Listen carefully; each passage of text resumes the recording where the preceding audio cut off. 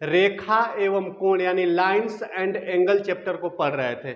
Chapter number 6 को हम लोग पढ़ रहे थे, जिसमें मैं पिछली क्लास में आपको रेखा एवं रेखा के जितने भी प्रकार हो सकते हैं सभी प्रकार को विस्तार पूर्वक सिखा चुका हूं। आज की क्लास में मैं आप सभी लोगों को कोण तथा कोण के कितने प्रकार हो सकते हैं उनको सिखाने वाला हूं। ठीक है, तो चलिए हम लोग शुरुआत करते हैं कोण की, कि कोण किसे कहते हैं। तो जो ये एंगल होता है, किन्हीं दो रेखाओं के बीच के झुकाव को, किन्हीं दो रेखाखंडों के बीच के झुकाव को या किन्हीं दो किरणों के बीच के झुकाव को कोण कहा जाता है। कोण का मतलब झुकाव से होता है, कोण का मतलब होता है झुकाव से। यानी कहने का मतलब कि जब किन्हीं दो रेखाओं को आपस में मिला दिया जाए, जब किन्हीं दो रेखाओं को आपस में मिला दिया जाए, किसी एक बिंदु पर मिला दिया जाए, या यह कहें कि यदि किसी दो ऑब्जेक्ट को, किन्हीं दो वस्तुओं को अगर आपस में मिलाया जाता है तो उनके बीच में एक झुकाव पैदा होता है, एक झुकाव मिलता है, उसी झुकाव को हम लोग कोण कहते हैं। कोण का मतलब ही होता है कि झुकाव। जैसे यहाँ पर एक रेखा यल है और एक रेखा यम है, यह दोनों रेखाएं आप देख पा रहे होंगे कि यल रेखा पर यम रेखा झुकी हुई है। यहाँ पर नीचे एक रेखाखंड AB है और यहाँ पर ऊपर एक रेखाखंड AC है। जो ये AC रेखाखंड है AB रेखाखंड पर झुकी हुई है, बेंड हुई है। यहाँ पर OA किरण दिया हुआ है और ये OB किरण दिया हुआ है। तो जो ये OA किरण है इस पर OB किरण क्या हुई है, ये झुकी हुई है, इस पर ये झुकी हुई है, इसमें इस रेखाखंड पर ये झुका हुआ है, यहाँ पर इतना बेंड है, इस रेखा में देखिए यहाँ पर ये झुकाव है। यानी कोण का मतलब ये होता है कि किन्हीं दो रेखाओं के बीच के झुकाव को, या रेखा के स्थान पर कह सकते हैं कि किन्हीं दो रेखाखंडों के बीच के झुकाव को, या रेखाखंड के स्थान पर कह सकते हैं कि किन्हीं दो किरणों के बीच के झुकाव को हम लोग कोण कहते हैं। जो OA किरण है और ये OB किरण है, OB किरण OA पर झुकी हुई है। ठीक है, तो देखिए ये OB का झुकाव है OA पर, और एक झुकाव और है जो ये बाहर के हिस्से से दिखाई दे रहा है। यानी कोण क्या होता है कि किन्हीं दो रेखाओं के बीच के झुकाव को हम लोग कोण कहते हैं, किन्हीं दो रेखाखंडों के बीच के झुकाव को कोण कहते हैं, या किन्हीं दो किरणों के बीच के झुकाव को कोण कहा जाता है। और कोण दो तरह से, यानी दो तरह का झुकाव होता है। एक झुकाव जो यहां पर दिख रहा होगा, इन दोनों किरणों के जो बीच का झुकाव है, यह झुकाव क्या कहलाता है, आंतरिक कोण कहलाता है, आंतरिक कोण कहलाता है, आंतरिक कोण। और जो ये बाहर का जो झुकाव है यह बाह्य कोण कहलाता है। आंतरिक कोण को इंग्लिश में इंटीरियर एंगल कहा जाता है, और जो ये बाहर से जो झुकाव बन रहा है, जो बाहरी झुकाव दिख रहा है, इसको बाह्य कोण या एक्सटीरियर एंगल कहते हैं, एक्सटीरियर एंगल इसे कहा जाता है। यानी कोण का मतलब क्या होता है कि किन्हीं दो ऑब्जेक्ट के बीच के झुकाव को कोण कहा जाता है। ठीक है, चलिए आगे बढ़ते हैं। अब हम लोग सीखेंगे कोण कितने प्रकार के होते हैं। तो कोण का प्रकार जो सबसे पहला प्रकार है इसका, उसको जीरो एंगल या शून्य कोण कहते हैं। इसका जो दूसरा प्रकार है वह न्यून कोण यानी एक्यूट एंगल कहलाता है। उसका जो तीसरा प्रकार है जिसको समकोण और इंग्लिश में राइट एंगल कहा जाता है। चौथा प्रकार आपके सामने है कि अधिक कोण, इंग्लिश में ऑब्ट्यूज एंगल। जो पांचवा प्रकार है उसका हिंदी में कई नाम, अलग अलग नाम होता है। इंग्लिश में उसको स्ट्रेट एंगल कहते हैं, हिंदी में उसे रेखीय कोण भी कहा जा सकता है, सीधी रेखा का कोण भी कहा जा सकता है, या रिज कोण भी कहा जा सकता है स्ट्रेट एंगल को। और छठा प्रकार है बृहद कोण, या उसका एक और नाम है प्रतिवर्ती कोण, जिसको इंग्लिश में कहते हैं रिफ्लेक्स एंगल, इंग्लिश में कहा जाता है रिफ्लेक्स एंगल। और जो सबसे लास्ट प्रकार होता है कोण का, उसको कहते हैं संपूर्ण कोण या वृत्तीय कोण, यानी कोण पूरा हो चुका है, यानी उसे कंप्लीट एंगल कहते हैं। यानी कोण के जो यहाँ पर 1 2 3 4 5 6 7, ये जो 7 प्रकार दिया हुआ है, इसको मैं डिटेल में एक एक प्रकार को पढ़ाऊंगा। ठीक है, तो चलिए हम लोग सबसे पहला जो प्रकार है शून्य कोण, जिसे जीरो एंगल कहते हैं, उसे सीखते हैं कि जीरो एंगल क्या होता है। ये होगा, यानी ये दो समांतर रेखा, ये समांतर रेखा का उदाहरण है कि जो दो समांतर रेखाएं होती हैं, समांतर रेखा यानी एक ऐसी रेखा जिसके बीच में अंतर सदैव समान होता है, उसी को समांतर रेखा कहते हैं। और दो समांतर रेखाओं के बीच में 0 डिग्री का कोण बनता है, यानी शून्य कोण बनता है। शून्य कोण क्यों बनता है? क्योंकि कोण को बनने के लिए किन्हीं दो रेखाओं को एक पॉइंट पर मिलना होगा, और जब मिलेगा तो कोण बनेगा। और समांतर रेखा में ये दोनों रेखाएं कभी एक दूसरे से मिलेंगी ही नहीं, और जब मिलेंगी नहीं तो कोई कोण नहीं बनेगा, उसी को जीरो एंगल कहते हैं, शून्य कोण कहा जाता है। ठीक है, यानी शून्य कोण का मतलब कि अगर कोई दो समांतर रेखाखंड है तो उनके बीच में शून्य कोण बनता है। कोई दो समांतर किरणें हैं तो उनके बीच में जीरो एंगल यानी शून्य कोण पाया जाता है। किन्हीं दो रेखाओं के बीच में, दो समांतर रेखाओं के बीच में झुकाव कितने का होता है? जीरो एंगल, 0 डिग्री का।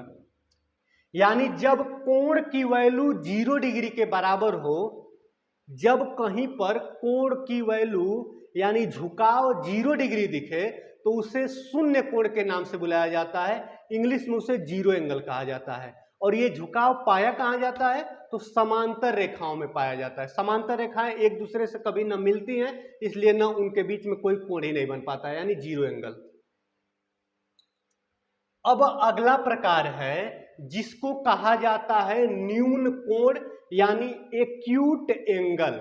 न्यून कोण इंग्लिश में एक्यूट एंगल कहते हैं। जब कहीं पर किन्हीं दो किरणों के बीच में, किन्हीं दो रेखाओं के बीच में, किन्हीं दो रेखाखंडों के बीच में अगर झुकाव 0 डिग्री से ज्यादा, 0 डिग्री से ज्यादा और 90 डिग्री से कम, यानी ठीक इसके बीच में, जब कोण का मान 0 डिग्री से ज्यादा, यानी 0 डिग्री से ज्यादा होने का मतलब कि कोण बनना शुरू हो जाएगा, यानी 1 डिग्री का कोण, 2 degree, 3 degree, 10 degree, 50 degree, 60 degree, यानी 0 डिग्री से ज्यादा और 90 डिग्री से कम जितने भी कोण हो सकते हैं वे सभी कोण एक्यूट एंगल यानी न्यून कोण कहलाते हैं। यानी कोण का मान जब 0 डिग्री से ज्यादा हो और 90 डिग्री से कम हो, 90 डिग्री के बराबर नहीं होना चाहिए, 90 डिग्री से अगर कम है तो उसको एक्यूट एंगल कहते हैं। यानी एक्यूट एंगल को ऐसे भी कह सकते हैं कि देखिए यहां पर एक किरण OA है और एक किरण OB है। अगर इन दोनों के बीच के झुकाव, यानी इन दोनों के बीच का झुकाव, इन दोनों के बीच का झुकाव अगर 0 डिग्री से ज्यादा और 90 डिग्री से कम हो, मतलब इन दोनों के बीच का झुकाव अगर 0 से अधिक और 90 से कम हो, तो इस झुकाव को एक्यूट एंगल यानी न्यून कोण कह सकते हैं। न्यून कोण का मतलब कि कोण की वैल्यू, कोण का मान 0 से अधिक और 90 के कम होना चाहिए, तो उसको हम लोग एक्यूट एंगल कहते हैं। जैसे एक्यूट एंगल का एग्जाम्पल हो सकता है जैसे 30 डिग्री का कोण। 30 डिग्री का कोण क्या है? 0 डिग्री से ज्यादा है, 90 डिग्री से कम है। 89 डिग्री, 89 डिग्री का कोण कितना होगा? 0 से अधिक होगा, 90 से कम होगा। 89 डिग्री का कोण अगर कहीं दिखेगा तो इसको एक्यूट एंगल या न्यून कोण के नाम से बुलाया जा सकता है। ठीक है, अन्य कोण हो सकते हैं 40 डिग्री का कोण होगा, 1 डिग्री का कोण होगा, 2 डिग्री का कोण होगा, 2 सही 1/3 डिग्री का कोण होगा, मतलब 2 से ये ज्यादा है, 5.5 डिग्री का कोण होगा। यानी 0 डिग्री से ज्यादा और 90 डिग्री से कम अगर कोण की वैल्यू आपको दिखाई देती है तो उस कोण को एक्यूट एंगल यानी न्यून कोण के नाम से बुलाया जा सकता है। चलिए अगला प्रकार क्या है, जब किन्हीं दो रेखाखंडों या किन्हीं दो रेखाओं या किन्हीं दो किरणों के बीच के झुकाव का मान 90 डिग्री के बराबर हो जाए। यानी जब कोण का मान 90 डिग्री के बराबर दिखता है, अगर कहीं पर कोई कोण बना हुआ है और वह कोण 90 डिग्री का बना हुआ है, तो उस 90 डिग्री के कोण को एक नाम से बुलाया जाता है जिसको हिंदी में समकोण कहा जाता है और इंग्लिश में राइट एंगल कहा जाता है। यानी जब कोण की वैल्यू कितना हो जाए, कोण की वैल्यू 90 डिग्री के इक्वल हो जाए, ठीक है। जब कोण की वैल्यू 90 डिग्री के इक्वल हो जाती है तो उसी को हम लोग क्या कहते हैं, समकोण या राइट एंगल कहा जाता है। उसी को कहा जाता है राइट एंगल, समकोण। यानी कोण का मान जब 90 डिग्री के बराबर हो तो उसी को हम लोग समकोण कहते हैं। चलिए आगे हम लोग पढ़ेंगे अधिक कोण या इंग्लिश में ऑब्ट्यूज एंगल किसे कहा जाता है। देखिए कोण की वैल्यू अगर 90 डिग्री से भी ज्यादा हो और 180 से कम दिखे, यानी कहीं पर 90 डिग्री से ज्यादा और 180 डिग्री से कम, इसके बीच में जितने कोण हैं, इसके बीच में जितने कोण आ सकते हैं वे सभी कोण अधिक कोण के नाम से जाने जाते हैं, ऑब्ट्यूज एंगल के नाम से जाने जाते हैं। इंग्लिश में उसको ऑब्ट्यूज एंगल कहा जाता है, हिंदी में उसको अधिक कोण कहा जाता है। कोण की वैल्यू कहां पर किसके किसके बीच होनी चाहिए, तो 90 डिग्री से ज्यादा। 90 डिग्री से ज्यादा होने का मतलब 91 यानी 91 डिग्री, 92 डिग्री, 93 डिग्री, कहां तक 179 डिग्री तक, ठीक है ना। कहां तक 179 डिग्री तक। इसके बाद से जब वो 180 हो जाएगा यानी 180 के बराबर हो जाएगा तो उसको अधिक कोण नहीं कहेंगे। क्यों, क्योंकि यहां पर कॉन्सेप्ट हम सीख रहे हैं कि अधिक कोण हम किसे कह सकते हैं, जो 90 से ज्यादा हो, जिसका मान 90 डिग्री से ज्यादा और 180 डिग्री से कम हो, उसको हम लोग अधिक कोण कहते हैं, यानी उसको ऑब्ट्यूज एंगल कहा जाता है।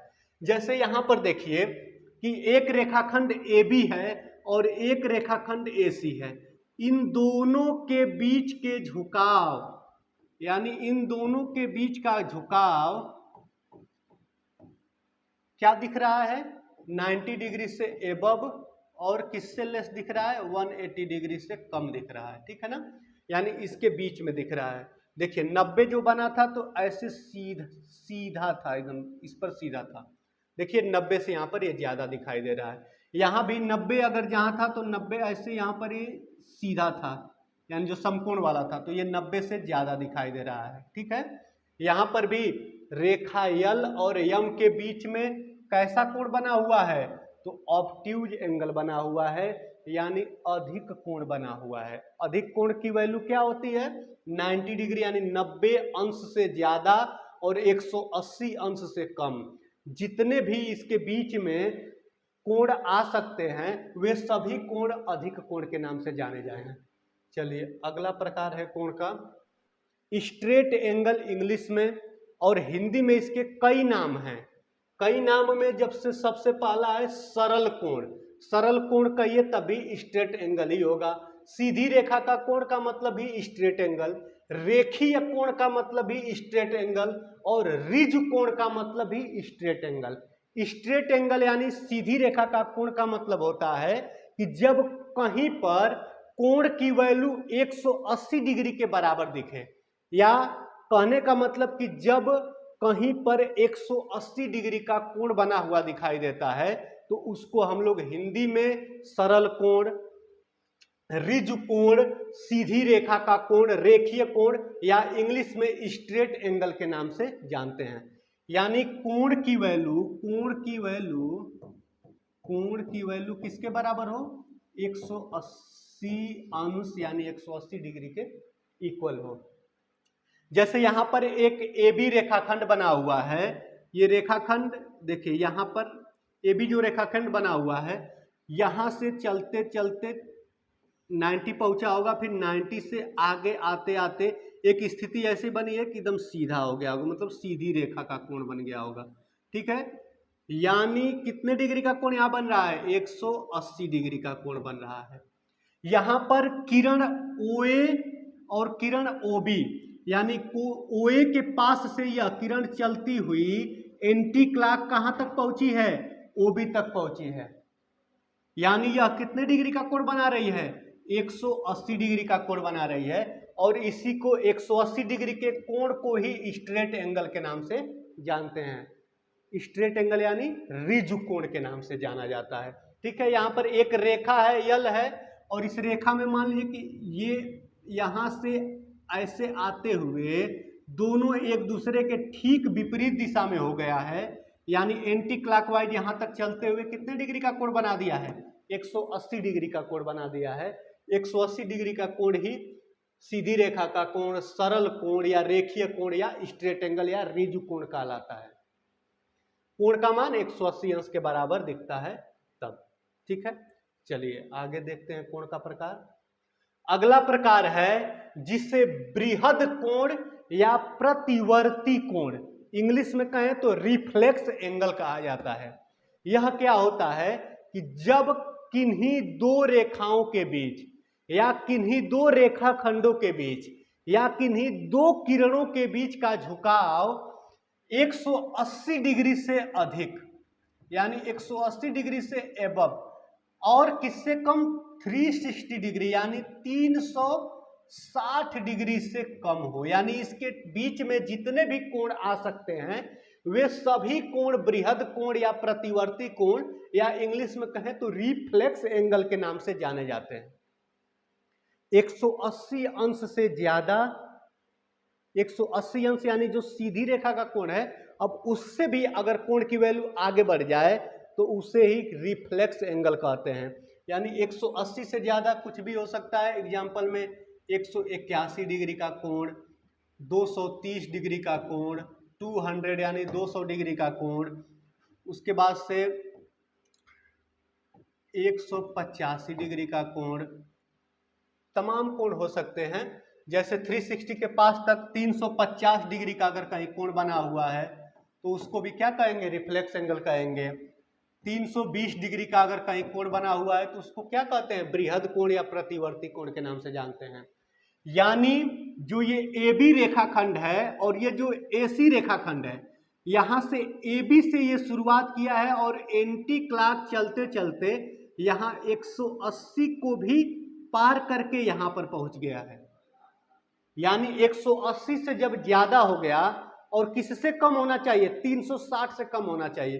तो यह एंगल 180 अंश से ज्यादा है, तो इस एंगल को हम लोग क्या कह सकते हैं? किस नाम से बुलाएंगे? तो इस एंगल को बृहद कोण और इंग्लिश में रिफ्लेक्स एंगल कहा जाता है। यहां पर किरण OA से किरण स्टार्ट होकर एंटी क्लॉक चलते हुए कहां तक पहुंच गई है? OB तक। देखिए ये OA किरण और OB किरण, इन दोनों के बीच में जो ये झुकाव बन रहा है, यह झुकाव क्या कहलाएगा? रिफ्लेक्स एंगल कहलाएगा। यह झुकाव 180 अंश से ज्यादा है और 360 डिग्री से कम है। इसको ही हम लोग रिफ्लेक्स एंगल यानी प्रतिवर्ती कोण कहते हैं। यहां पर भी इस जो यल रेखा है, उल्टा एंटी क्लॉक अगर चलते हुए आएंगे तो जो यह बाहर की तरफ जो ये कोण बन रहा है, यह आंतरिक कोण ही है। क्यों? क्योंकि यह यल से ऐसे चलते हुए ये रेखा ऐसे चलते चलते एक समय आया है कि जो ठीक विपरीत हो गई, फिर नीचे आते आते और एक समय आया है कि जो ये ग्रीन वाला जो रेखा दिख रही है यहाँ तक पहुँच गई है। जो ये एंटी क्लॉक यहाँ तक चलती हुई जितने डिग्री का कोण बना रहा है, मान लीजिए कि ये 350 डिग्री का अगर कोण बना रहा है तो 350 डिग्री का कोण क्या कहलाएगा? रिफ्लेक्स एंगल यानी प्रतिवर्ती कोण कहलाएगा। ठीक है, चलिए इसको संपूर्ण कोण या वृत्तीय कोण, जब कोण कंप्लीट हो जाए, मतलब इससे ज्यादा कोण की वैल्यू कभी नहीं हो सकती है, यहीं पर कोण कंप्लीट हो जाएगा, यानी एक सर्कल पूरा हो जाएगा। जब जो हम एंटी क्लॉक चल रहे हैं वह एक सर्कल पूरा कर लेगा।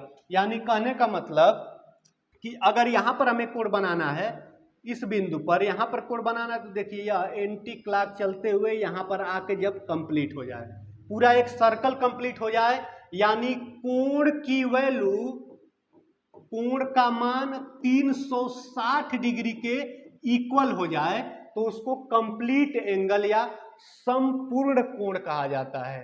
कंप्लीट एंगल यानी 360 डिग्री के कोण को कंप्लीट एंगल या संपूर्ण कोण कहा जाता है। ठीक है, जैसे यहां पर किरण OA है तो जो बिंदु O है इस पर ऐसे एंटी क्लॉक घूमते हुए जब पूरा एक सर्कल पूरा हो जाएगा, ये किरण जो OA है यहां से ऐसे चलती हुई पूरा जब एक सर्कल को जब पूरा करते हुए फिर इसके ऊपर आ जाएगी तो यह टोटल कितने डिग्री का कोण बना ली है? 360 डिग्री। और जब कोण का मान 360 डिग्री के इक्वल हो जाता है तो उसी को संपूर्ण कोण या कंप्लीट एंगल कहा जाता है। उसी को संपूर्ण कोण या कंप्लीट एंगल कहा जाता है। ठीक है, चलिए अब देखिए यहां पर जितने हम कोण का प्रकार पढ़े हैं इस ग्राफ के माध्यम से हम लोग सीखेंगे। ठीक है, आपको पता है कि कोण का मतलब होता है किन्हीं दो रेखाओं के बीच के झुकाव को, किन्हीं दो रेखाखंडों के बीच के झुकाव को या किन्हीं दो किरणों के बीच के झुकाव को कहा जाता है।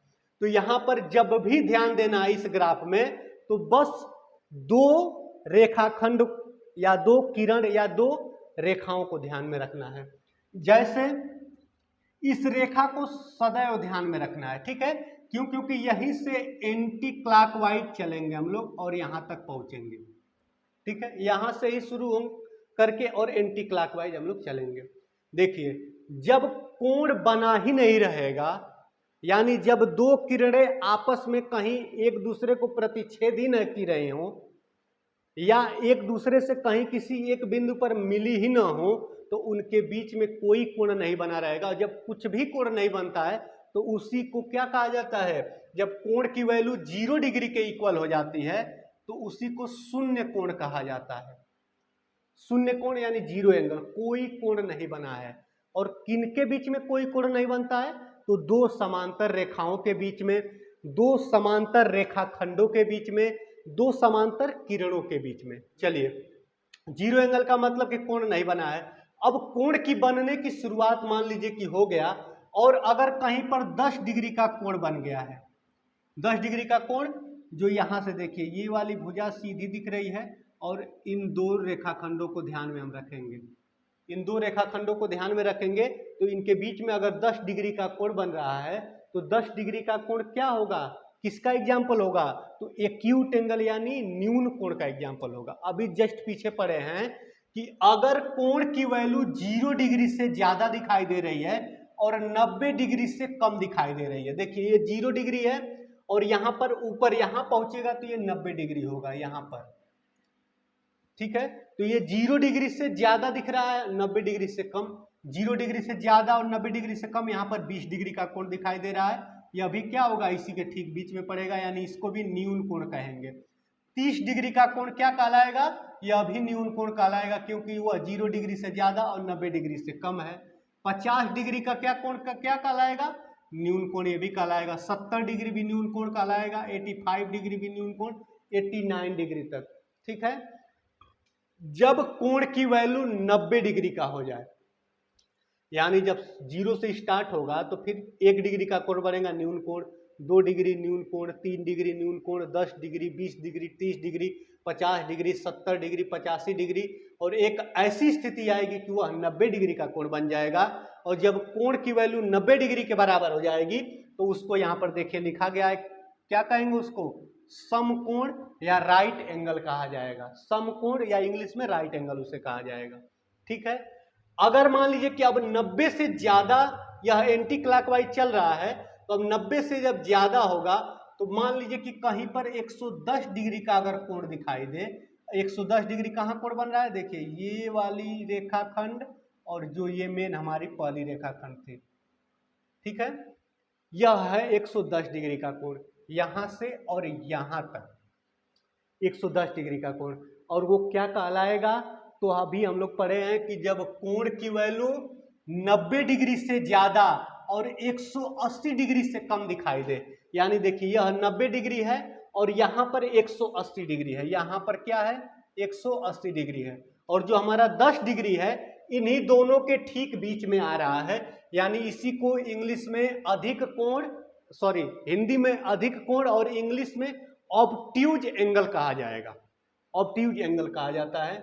जैसे 110 डिग्री का कोण है, 140 डिग्री का कोण क्या होगा, इन्हीं दोनों के बीच में पड़ेगा, 90 से ज्यादा 180 अंश से कम, इसको हिंदी में अधिक कोण, इंग्लिश में ऑब्ट्यूज एंगल।